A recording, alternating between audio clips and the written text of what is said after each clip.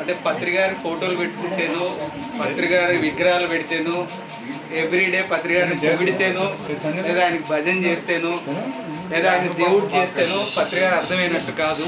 దయచేసి ఇది అర్థం చేసుకోవాలి. పత్రికారిని అర్థం చేసుకోవడం అనేది ఎప్పుడైతే జరుగుతుందో ఖచ్చితంగా మీరు కొంత మౌనంగా అవుతారు, కొంత అహింసాపరులు అవుతారు, కొంత ధ్యానులు అవుతారు. సో మీరు పత్రికారిని పొగడకపోయినా పర్లేదు, ఆయన ఫోటో పెట్టుకోకపోయినా పర్లేదు, ఆయనను పూజించకపోయినా పర్లేదు, ధ్యానం చేస్తే చాలు. అది పత్రికారు కోరుకునేది. ఆయన ఎప్పుడూ ఆయన్ని మర్యాదలు చేయాలను, లేదా ఆయనకు సత్కారాలు చేయాలను, ఆయనకి ఏదో బిరుదులు కావాలని ఆయన ఏ రోజు కోరుకోలేదు. ఆయన కోరుకున్నది ఒకటే, ఒక దుఃఖంలో ఉన్న మనిషి ధ్యానం చేసి వాడి దుఃఖాన్ని పోట్టుకొని హాయిగా ఉంటే ఆ హాయిని ఆయన చూడాలనుకున్నాడు అంతే. సో నిజంగా పత్రికారిని ఫాలో అవ్వాలన్నా, నిజంగా పత్రికారిని అర్థం చేసుకోవాలన్నా దయచేసి చేయాల్సింది చేయండి. ఏదో చేసి పత్రికారిని అర్థం చేసుకునే భ్రమలో మాత్రం ఉండదు. అది రెండోది, ఒక ఖచ్చితంగా మనం పత్రికారితో ఎంతమంది ఎంత టైం స్పెండ్ చేస్తారో తెలియదు, కానీ ఒక్క రోజు కూడా పత్రికారితో మనం ఉండలేము. దూరం నుంచి పత్రికారు చాలా బాగుంటారు, చప్పట్లు కొడుతూ అంతా బాగుంటుంది, కానీ వన్ డే పత్రికారితో మనం స్పెండ్ చేయలేము.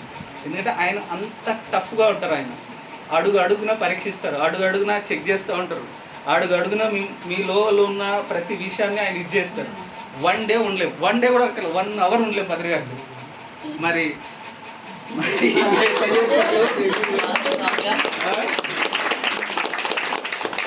ఎంత ఓపిక, ఎంత సహనం, ఎంత విజడమ్ ఉంటే మరి అన్ని సంవత్సరాలు పత్రికారితో పాటు జర్నీ చేసి మరి ఇంత పిరమిడ్ సొసైటీ ఇంత పెద్దగా చేయడంలో బయటికి పత్రిసారి మాత్రమే మనకు కనిపిస్తారు. అంటే మనిషి శరీరం బయట కానీ వెన్నెముక ఎప్పుడు కనపడదు, అవునా కదా? సో పత్రి మేడం వెన్నెముక లాంటి వాళ్ళు ఈ మూమెంట్కి. దయచేసి మళ్ళీ చెప్తున్నా, ఇక్కడ నేను పొగడట్లేదు, ఉన్న వాస్తవం ఇది. పత్రి మేడం వెన్నెముకలా కనపడకుండా చాలా చాలా చేసుకుంటూ వచ్చారు. ఇక్కడ కూడా మేడంని పొగడాల్సిన అవసరం మనకు లేదు, ఆవిడకి కూడా అది అవసరం లేదు.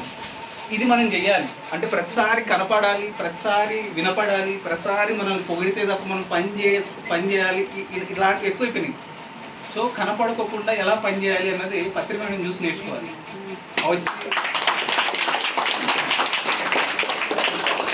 పత్రి గారు 30 సంవత్సరాలు అదే చెప్పారు, నా కాలు ముక్తి ఏం రాదురా నాయన అని. ఇప్పుడు కూడా మళ్ళీ పత్రి మేడం కాలు మీద పడుతున్నారు, ఆవిడ షేకండ్ కోసం ప్రయత్నిస్తున్నారు, తప్పేం లేదు. బట్ ఆవిడ ఇబ్బంది పెట్టేలాగా ఏం చేయకూడదు. ఇందాక చెప్పినట్టు ఆవిడ దగ్గర నుంచి నేర్చుకోవాలంటే సహనం.